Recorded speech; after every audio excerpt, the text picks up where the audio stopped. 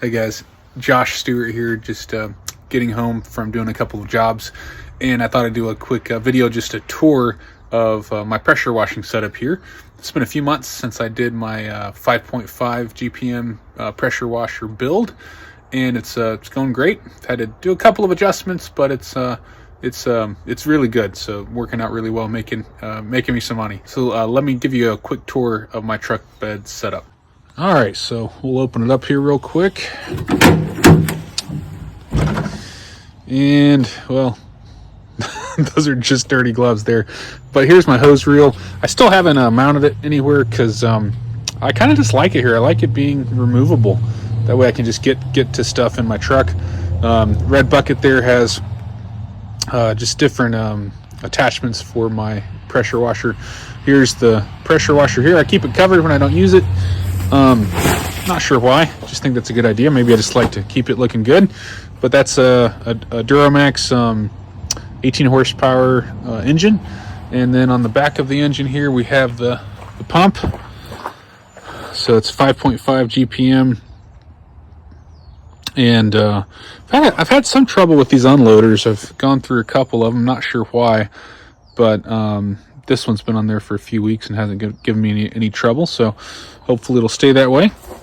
Got my 35-gallon water tank there, and it's plumbed to the pressure washer. Here's my bypass hose, goes from the unloader right there and back into the tank. Got 75 feet of I don't remember the name of this hose, Zero G, and I really like this hose. I saw another YouTuber had it on his rig, and I liked it a lot. Just connects right in there. There's a let's see, what is this? There's underneath there's a Hudson valve float that, so when it fills all the way up to the top, it shuts the water off.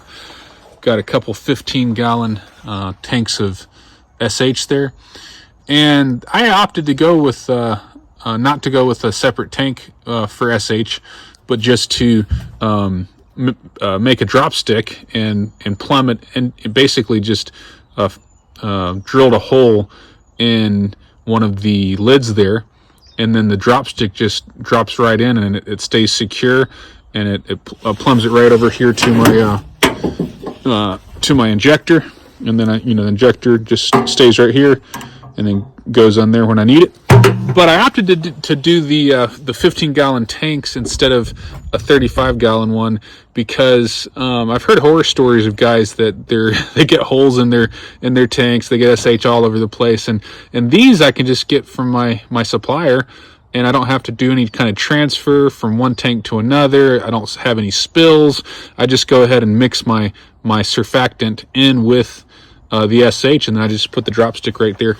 And then I have it plumbed here, which I actually kind of like this because basically this turns on the SH, this turns on water. And what I can do is I've got a 20% downstreamer, and so what I can do is I can go ahead and mix some water with the SH if I don't have to go too hot of a mix, or I can turn this off and just have a straight 20% of 12.5, so 2.5% mix coming in, and also I can flush my downstream injector, so whenever I'm done I can turn this off, turn that little guy on, and then I can flush the downstream injector when I'm done with it. So I like that. So that's the chemicals, that's the pressure washer there. Oh, and then I'm probably going to rebuild this at some point and do a instead of having a direct drive, get a gearbox, because right now I can't run my engine quite at full throttle because the RPM is a bit greater than the specs on the pump, so I don't want to wear the pump out, so I have it throttled down and then locked in place. I got a tachometer which measures the RPM and matched it to that. 275 feet of hose there, muck boots there, you got to have muck boots. In here I've got my gutter cleaning stuff, so let's pull that out. All right, so in this thing, it's always, it's good to have a trash can. So in here, gutter cleaning tools. This is a what is this thing called? Sewer jet, something like that. Anyway, it hooks up to the pressure washer, and I can unclog downspouts that are clogged up. Extra bucket, trash can for debris, a couple of scoops here. You know, those are just perfect for cleaning out gutters. And then a couple of these gutter cleaning tools. And I have two because the standard size on these things, I'll kind of show you the difference here. So you kind of see the difference here. The standard size is a little bit bigger than some gutters. And so some gutters, this one on the left hand is perfect, but others, it won't get into it. It won't get all the way in. So I've cut this one down for more narrow gutters. So that's gutter cleaning tools there. In here I've got just some chemicals. That would be my surfactant that I add to the SH, a couple different rust removers. I've got my gas tank there. I've got my guns right here. Got 3 different guns, and a long, a mid, and a short. What else? Up 2-cycle engine gas. That's for my blower. I keep my blower in the cab where I keep extra tools. Cones are great. That's covering up my... Oh, let me show you the plumbing. That'd be kind of cool. If those of you that are thinking about putting one of these together, curious about the plumbing. So cones are great just for safety and keeping people from off of hoses. But the way this thing is plumbed is, you know, you've got your water tank there, and then you've got a 1-inch hose, reinforced hose. And so it's connected here to a shutoff valve, and that's important for a number of reasons. But you don't want to have no way to turn your water off, so that's why it's important. This is a filter, and so you can unscrew this and clean it. But it goes from water tank, shutoff valve, filter, and then here these are just quick connects. So you can take this out, take that out, and disconnect from the pump, and that's really handy to have, and then straight into the pump. So that's the plumbing. It's real simple. Unloader, you know, I have a longer connector here because it's hard to get this thing off with the water hose installed, and so that just gives me a little bit of extra space. But on the unloader, I've got it plumbed. The bypass is going back into the buffer tank. And let's see what else. Again, the other side, I guess, on the other side of the unloader there, you just got the little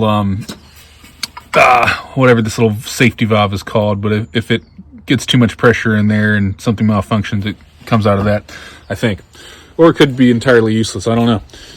But that's the setup. Ladders. Oh yeah, let me show you my ladders. Got a 20, see, what is that? I guess it's an 18-foot ladder, I think, which I use that the most. And then up top, I've got a little 6-foot A-frame ladder and a 12-foot that I don't use a whole lot anymore. I used to use it a lot, but the 18-foot I use now. Then I've got a 28-foot, which this guy's crazy in a good way. And then also up here, I've got my 24-inch surface cleaner. So let's see if I can jump up here real quick and show that to you. And this I got online, I think a Vevor website, which it's worked really, really well.